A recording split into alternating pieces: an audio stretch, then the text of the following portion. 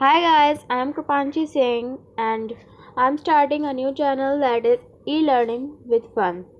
So let's start a new chapter of class 7, that is chapter 1, nutrition in plants.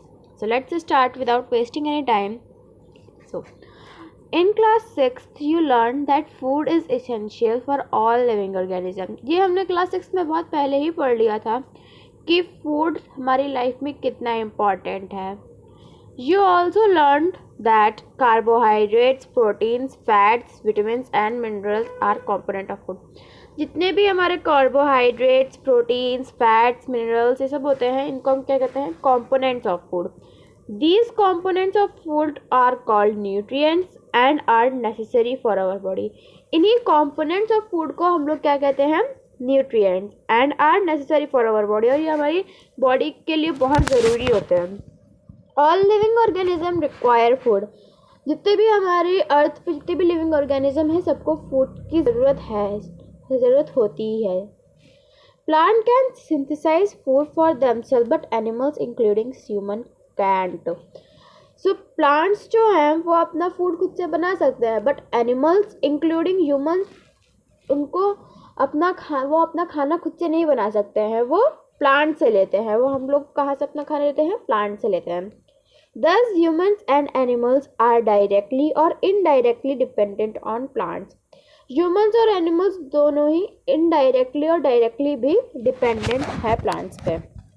So first topic है हमारा mode of nutrition in plants. Plants are the only organism that can prepare food for themselves by using water, carbon dioxide and minerals. Plant ही एक ऐसा organism है इस अर्थ पे जो अपना food खुद से बना सकता है विद द हेल्प ऑफ किसकी सहायता से? Water, carbon dioxide and minerals. The raw material are present in their surroundings. ये जो रॉ मटेरियल जिनको जो चाहिए होते हैं जिससे वो फूड बनाते हैं अपना, वो इजीली सराउंडिंग में अवेलेबल होते हैं. The nutrients enable living organism to build their bodies, to grow, to repair damaged part of their bodies and provide the energy to carry out life processes. हम nutrients क्यों लेते हैं? हम nutrients इसलिए लेते हैं ताकि हमारी बॉडी में जो प्रॉपर ग्रोइंग है वो हो सके. हमारे जो जितने भी डैमेज्ड पार्ट्स हैं या जिस पे हमें जैसे चोट लग जाती है तो उसको क्योर करने के लिए भी न्यूट्रिएंट्स चाहिए होते हैं. एनर्जी प्रोवाइड करने के लिए हमको न्यूट्रिएंट्स चाहिए होते हैं. Okay, nutrients is the mode of taking food by an organism and its utilization by the body. Nutrition एक ऐसा मोड है, न्यूट्रिशन या ऐसा प्रोसेस जो बताता है कि हम कोई फूड लेते हैं अपने अंदर लेते हैं तो वो फूड हमारी एनर्जी में कन्वर्ट होता है और एनर्जी हम उसको किस तरीके से यूटिलाइज करते हैं उस पूरे प्रोसेस को हम लोग न्यूट्रिशन कहते हैं. The mode of nutrition in which organisms make food from themselves from simple substances is called autotrophic. एक ऐसा मोड ऑफ न्यूट्रिशन जो अपना फूड खुद से बना सके उसे हम लोग क्या कहते हैं? ऑटोट्रॉफिक कहते हैं. जैसे प्लांट्स हमारा जो प्लांट्स हैं वो अपना फूड खुद से बनाते हैं तो वो ऑटोट्रॉफिक हुए. ऑटो मतलब होता है सेल्फ, ट्रोफोस मतलब होता है nourishment, nutrition. Therefore plants are also called autotrophs. मैंने आपको पहले ही बता दिया था प्लांट्स जो होते हैं वो ऑटोट्रॉफ्स होते हैं. Animals and most other organism take in food prepared by plants, they are called heterotrophs. जो अपना खाना दूसरों के ऊपर डिपेंड करके लेते हैं उसे हम लोग कहते हैं हेटेरोट्रॉफ. जैसे हम लोग हैं तो हम लोग अपने खाने के लिए प्लांट्स पे डिपेंड हैं तो हम लोग क्या हुए? ऑटोट्रॉफ. जैसे हम अपना खाना प्लांट से लेते हैं तो हम हुए हेटेरोट्रॉफ्स. हेटेरो मतलब होता है अदर्स. ओके, दिस इज एक सिर्फ क्वेश्चन से नीचे वाला पैराग्राफ तो इसको मैं नहीं पढ़ती हूँ, आप पढ़ लीजिएगा इसको अगर आप चाहे तो. Second part, photosynthesis food making process in plants. Leaves are the food factories of plant. जो लीव्स हैं वो फूड फैक्ट्रीज ऑफ प्लांट होती है. ये लीव्स ही के अंदर हमारा प्लांट्स का फूड जनरेट होता है. Therefore, all the raw materials must reach the leaves. जितने भी raw materials हैं वो leaves तक पहुँचते हैं. Waters and minerals present in the soil are absorbed by the roots and transported to the leaves.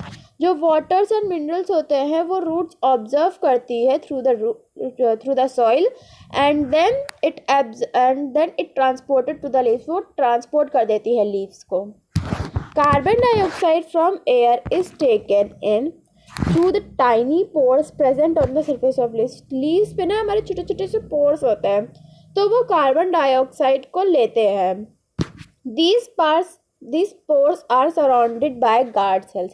ये जो pores होते हैं ना इनके ऊपर guard cells surround होते हैं. इनके किनारे किनारे पर guard cells surround होते हैं. Such pores are called stomata. ये इन्हीं pores को हम लोग क्या कहते हैं? Stomata. Waters and minerals are transported to the leaves by the vessels which run like pipes throughout the stem, the roots, the branches and leaves. Water और minerals जो होते हैं वो leaves तक कैसे पहुंचाए जाते हैं? जो स्टेम होती है स्टेम के अंदर महीन से एक पाइप होते हैं वो मदद करते हैं हमारे leaves तक पहुंचाने में waters and minerals को. They form a continuous path or passage for the nutrients to reach the leaves. ये continuous cycle form करते हैं and waters and minerals को leaf तक पहुंचाने में. They are called vessels. इन्हीं को हम कहते हैं vessels. The leaves have a green pigment called chlorophyll. Leaves के पास एक green pigment भी होता है जिसको हम लोग कहते हैं chlorophyll. यही क्लोरोफिल लीव्स को कलर देता है जिसकी वजह से हमारी लीव्स जो है वो ग्रीन कलर की होती हैं. It help leaves to capture the energy of the sunlight. ये जो हमारे लीव्स के ऊपर क्लोरोफिल प्रेजेंट होता है वो सनलाइट को कैप्चर करता है. This energy is used to synthesize food from carbon dioxide and water. ये जो हम लोग एनर्जी जनरेट होती है वो कार्बन डाइऑक्साइड एंड वाटर से होती है. हाँ, इस ऊर्जा का उपयोग कार्बन डाइऑक्साइड और पानी से भोजन को संश्लेषित करने के लिए किया जाता है ना. Okay. Since the synthesis of food occurs in the presence of sunlight, जो भी हमारा फूड बनता है वो सनलाइट की प्रेजेंस में ही बनता है.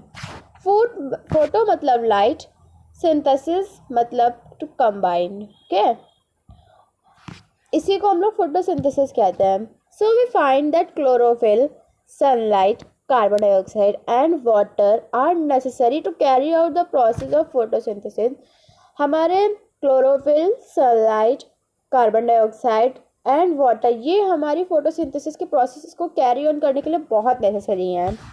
इट इज़ यूनिक प्रोसेस होने ये तो बिल्कुल अतरंगा प्रोसेस है अपनी अर्थ पे.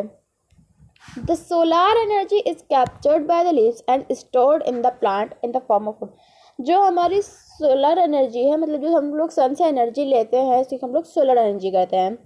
तो सोलर एनर्जी जो है वो लीव्स कैप्चर कर लेती हैं और वो स्टोर कर लेती हैं in the form of food के उस पर. The sun is the ultimate source of energy for all living organism. और हम ये मान सकते हैं कि सन जो है वो अल्टीमेट सोर्स ऑफ एनर्जी है सारे ऑर्गेनिजम्स के लिए, for all living organisms. Can you imagine life on earth is in the absence of photosynthesis. क्या आप सोच सकते हैं ऐसा कि लाइफ जो अर्थ पे लाइफ है वो विदाउट फोटोसिंथेसिस के प्रोसेस के हो सकती थी. In the absence of photosynthesis there would not be any food. अगर फोटोसिंथेसिस का प्रोसेस नहीं होता तो फूड भी हमारे पास नहीं होता. The survival of almost all living organism directly और indirectly depends upon the food made by the plants. जो हमारा सर्वाइवल है इस अर्थ पे वो डायरेक्टली भी और इनडायरेक्टली भी फूड पे ही डिपेंड होता है. Okay. Besides oxygen which is essential for the survival. अब यह सब हम लोग खुद ही जानते हैं कि ऑक्सीजन हमारी लाइफ के लिए कितना ज़्यादा ज़रूरी है. Is produced during photosynthesis. जो ऑक्सीजन जो प्रोड्यूस होती है प्लांट से वो भी फोटोसिंथेसिस के प्रोसेस के थ्रू ही होती है. इन the absence of photosynthesis life would be impossible on अगर फोटोसिंथेसिस का प्रोसेस नहीं होता तो अर्थ पे लाइफ इम्पॉसिबल थी, अर्थ पे लाइफ हो ही नहीं सकती थी। During photosynthesis chlorophyll containing cell of leaves in the presence of sunlight use carbon dioxide and water to synthesize carbohydrates. During photosynthesis जो ड्यूरिंग इस प्रोसेस के थ्रू जो क्लोरोफिल होता है, उस क्लोरोफिल के अंदर सेल्स होती हैं। In the presence of sunlight, sunlight के प्रेजेंस में जो क्लोरोफिल है वो carbon dioxide and water to synthesize carbon dioxide, अब वाटर और कार्बन डाइऑक्साइड मिल के कार्बोहाइड्रेट बन जाते हैं, converted to carbohydrate.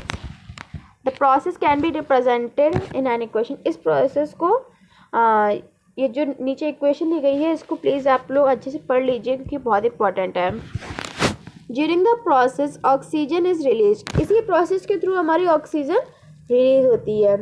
The presence of starch in leaves indicates the occurrence of photosynthesis, जो प्रेजेंस ऑफ स्टार्च होता है लीव्स में उसी की वजह से हमारा फोटोसिंथेसिस अकर होता है। अगर लीव्स के अंदर स्टार्च नहीं होता है तो ये समझ लीजिए उस प्लांट के अंदर फोटोसिंथेसिस का प्रोसेस नहीं होता है। तो अगर लीव्स में स्टार्च का प्रोसेस है, स्टार्च प्रेजेंट है तो वहाँ पे फोटोसिंथेसिस प्रोसेस अकर हो रहा है। Starch is also of a carbohydrate, starch को ही हम लोग कार्बोहाइड्रेट्स भी कहते हैं। Okay, so this is there is one activity, I do not have much time to explain this activity. Okay, so I explain later on. Synthesis of plant food other than carbohydrates. You have just learned that plants synthesize carbohydrates through the process of photosynthesis. हमने अभी अभी just पढ़ाई है जो plant होते हैं वो carbohydrates को जनरेट करते हैं और वो बहुत इंपॉर्टेंट भी होता है फोटोसिंथेसिस के प्रोसेस के लिए। The carbohydrates are made up of carbon, hydrogen and oxygen. जो कार्बोहाइड्रेट है वो किससे मिलके बना है? 3 कंपोनेंट से मिलके बना है, that is carbon, hydrogen and oxygen. These are used to synthesize other component of food. ये जो है ये जो है ये सब मिलके एक अदर कंपोनेंट ऑफ फूड बनाते हैं, that is proteins and fats. ये प्रोटीन्स एंड फैट्स को भी जनरेट करते हैं।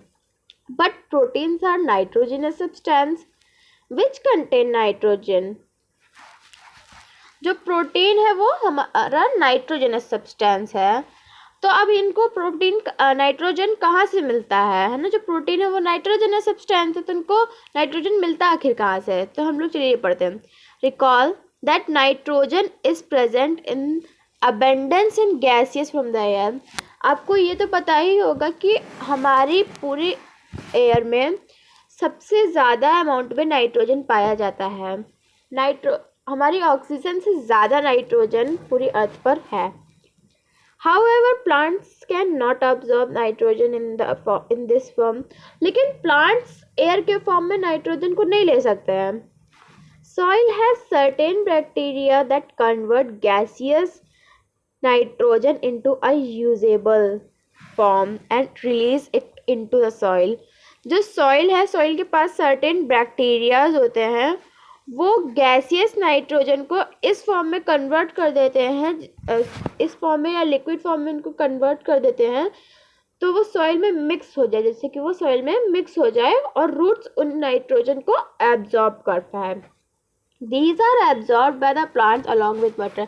और ये जो चीज़ें हैं, जो नाइट्रोजन है वो वाटर के साथ ही मिक्स होके उसमें लीव्स पे ट्रांसपोर्ट हो जाता है। Okay, also you might have seen farmers adding fertilizer nitrogen to the soil. आप लोगों ने काफ़ी बार देखा होगा कि जब फार्मर जो है, मतलब जो किसान है, वो जब फसलें उगाते हैं तो उसमें खाद मिलाते हैं। फर्टिलाइजर्स को हम लोग हिंदी में खाद बोलते हैं। तो खाद मिलाते हैं, क्यों मिलाते हैं? जिससे कि जो सॉइल है वो थोड़ी सी रिच इन नाइट्रोजन, उसमें नाइट्रोजन की प्रेजेंस ज़्यादा हो जाए और जिससे कि हम उनकी फसल अच्छी उगे, इसलिए वो खाद मिलाते हैं। In this way the plant fulfil their requirement of nitrogen. इसी एक समाधान के कारण जो प्लांट्स हैं वो अपनी नाइट्रोजन की इस नीड को फुलफिल कर पाते हैं। Plants can then synthesize proteins and vitamin. Plants इसी के through proteins and vitamin generate करते हैं। So thanks for watching my video, and if you like this video, please subscribe, share and like this video, and thank you, bye bye। And ये first part है, मैं इसका second part भी जल्दी upload कर दूंगी, और आपको इससे रिलेटेड कोई भी डाउट है तो आप बेफिक्र होकर मुझसे पूछ सकते हैं। Thank you, bye bye.